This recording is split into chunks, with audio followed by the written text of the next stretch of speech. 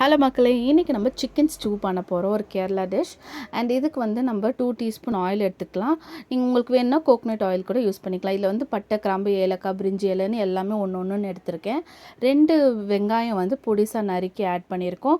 ஒரு கொத்து கருவேப்பிலை. ஸோ இது நல்லா சாட்டே பண்ணி நல்லா ஒரு கோல்டன் ப்ரௌனிஷ் கலர் வந்தோடனே தக்காளி ஆட் பண்ணிக்கோங்க. 2 பெரிய தக்காளி வந்து நல்லா பழுத்த தக்காளியாக வந்து ஆட் பண்ணிக்கோங்க.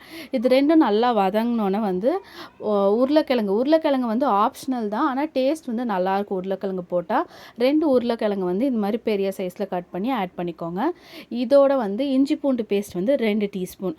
ஸோ ஆட் பண்ணிவிட்டு நல்லா பச்சை வாசனை போனோன்னே ஒரு டீஸ்பூன் வந்து கரம் மசாலா போட்டுட்டு நம்ம வாஷ் பண்ணி வச்சுருக்க சிக்கன் 1/2 kg சிக்கனை வந்து நம்ம இதோட ஆட் பண்ணி நல்லா கிளறி விட்டுக்கோங்க. இந்த டிஷ்ஷுக்கு தேவையான உப்பையும் ஆட் பண்ணிவிட்டு நல்லா வதக்கி விட்டுக்கோங்க.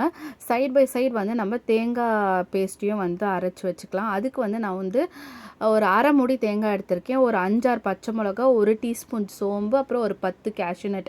ஸோ இதெல்லாம் வந்து நல்லா பேஸ்ட்டாக அரைச்சிட்டு இதோட இந்த சிக்கனோட ஆட் பண்ணி நல்லா கிளறி விட்டுட்டு ஒரு சொம்பு ஃபுல்லாக தண்ணி ஊற்றிக்கோங்க. ஏன்னா ஸ்டூ வந்து தண்ணியாக தான் இருக்கும்.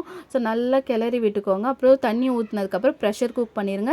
2 விசில் வரட்டும். அவ்வளோதாங்க, நம்மளோட டிஷ் வந்து ரெடி ஆகிடுச்சு. கடைசியாக அப்படியே கொத்தமல்லி தழைலாம் போட்டுட்டு சர்வ் பண்ணுங்கள். இந்த ஸ்டூ வந்து இடியாப்பம், ஆப்பம், சப்பாத்தி, இட்லி, தோசை, ரைஸ் எல்லாத்து கூட செம்ம சூப்பராக இருக்கும். அன்றைக்கி நாங்கள் வந்து வட்டையாப்பம் ரெடி பண்ணியிருந்தோம். ஸோ அதுக்காக தான் இது வந்து நம்ம ரெடி பண்ணியிருந்தோம். வட்டையாப்பம் ரெசிபி வந்து கம்மிங் வீடியோஸில் அப்லோட் பண்ணுறேன். பாய்.